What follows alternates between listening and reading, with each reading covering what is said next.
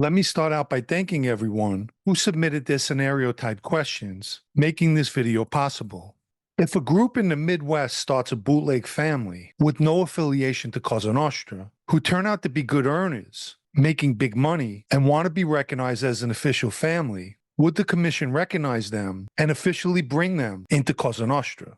Well, to start with, the commission of the past is unlike that of present day, a non-meeting body. Granted, there are bosses who meet, but not exactly in the form of a commission as a whole. As an example, not long ago, there was great concern over someone, more precisely, this person's actions. Administration members of Family A met with the administration of Family E, and they both discussed their opinions on the matter, after which Family A met with Family C and passed along what Family E said regarding the issue. So as you can see, it's no longer the heads of families A, B, C, D, and E all meeting together as a commission, if that makes any sense.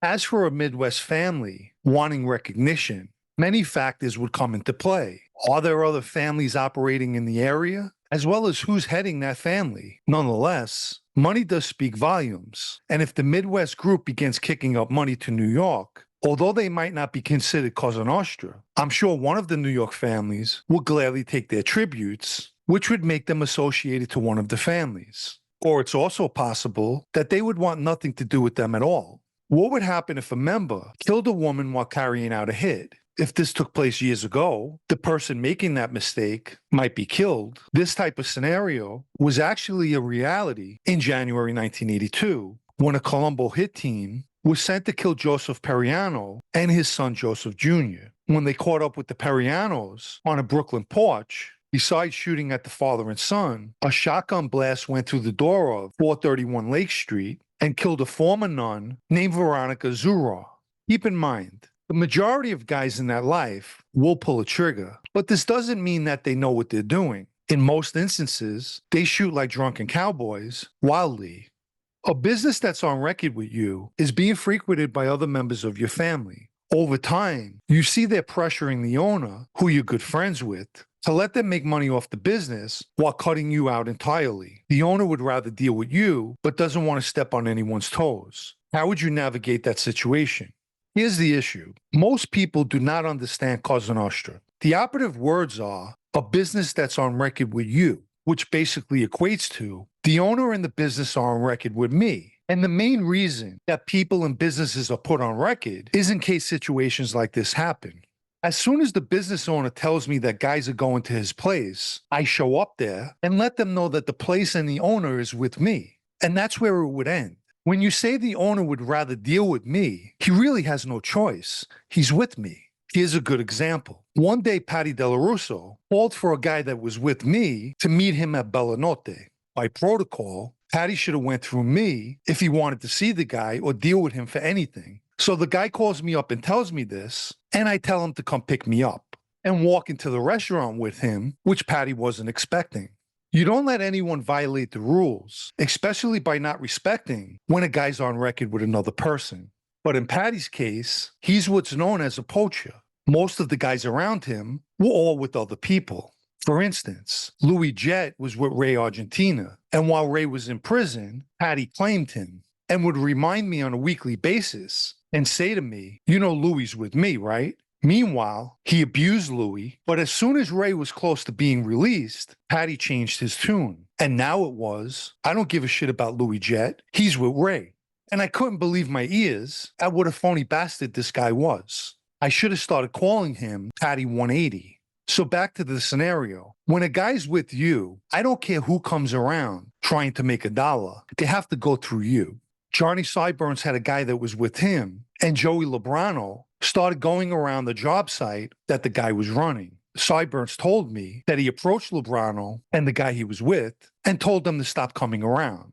So as I mentioned, you can't let anyone get away with violating and going around your associates. In present day, if an associate were to put his hands on a member, given the mob's current aversion to killings, what would be the repercussions? Would this be treated as a death sentence, or would some other form of punishment be found instead? Again, I'll refer to years ago. If you put your hands on a friend, a member, you were going. There are numerous instances where members were hit. Bubsy Castelli, for instance, got cracked in the face by a guy who I think was around the bananas. He personally did nothing. It was his brother Spanky who wound up punching the guy. And we were all there, including Joey Amato. Afterwards, Joey would always kid around with me with the infamous words, "Where's Bubsy?" He was home nursing his black eye.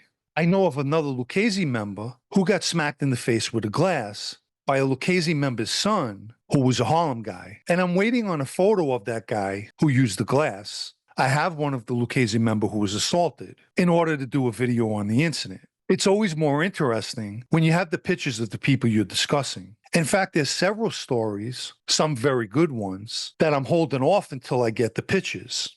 Back to the scenario, if an associate puts his hands on a member, the guy that the associate's with is going to deal with all the headaches. And most likely, they'll demand that he give the associate a beating or bring the associate to get a beating by others. But it also depends on who the associate is with. If it's someone who holds a lot of respect, he might be able to save the associate from any harm. As stated, years ago, this wouldn't even be a question. People knew better than to ever put their hands on a member. If a family's biggest earner did something that requires him to be shelved, how would that play out? Typically, a family tries to protect their big earners. But hypothetically, if a member did something that was that serious where he needed to be shelved, they definitely would make arrangements for someone to take over his earns. They're not going to lose out on money that's being kicked up, that's for sure. Usually the big money guys don't get into any kind of problems and are left alone, as long as those envelopes are constant. The following scenario was sent to me. After the false wire was placed on you, if the Lucchese family retaliated on the person or persons who spread it, would you have met with them? Good scenario. The reason I didn't meet with anyone is exactly because they allowed this to take place with no repercussions. Sending a message to me that they made a huge mistake wasn't good enough. But over and above that, what truly convinced me not to trust anyone was during my last meeting, which was with Joe Cafe. I made a threat regarding his nephew. As a friend in that life, when I told him, if I ever see your nephew near my house, or Long Island for that matter, I'm leaving him in the street, he's supposed to agree with me. But Joe Cafe didn't do that. He said something like, well, then you'll have a problem, to which I responded, and so would your nephew. If anyone violates a member, it's a violation against the whole Borgata, the whole family.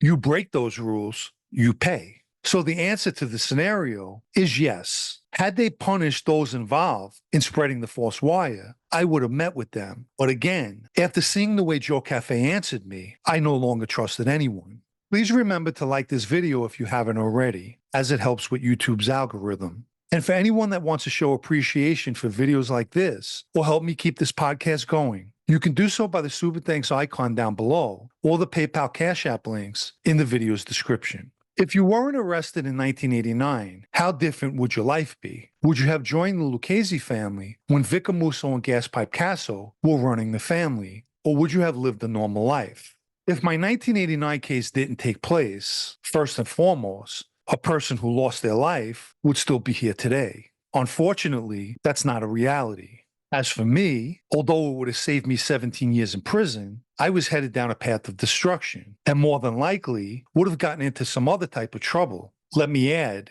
you don't just join a family. As I've repeatedly mentioned, that life picks you, not the other way around. As far as the Lucchese family, I only knew about two members, which was Louis Dedone and Joey DiBenedetto. And I wasn't a Brooklyn guy where most of these guys came from. So winding up with that family most likely would have never taken place. Looking back on everything now, I wish I would have chosen to live a normal life, which brings up an interesting comment. A person left it under my last video as follows. It's very interesting to see that two people with mental health issues have gone to kill two Gambino bosses. One attempted on John and the other with Frank Cali. I agree, it's definitely a strange coincidence.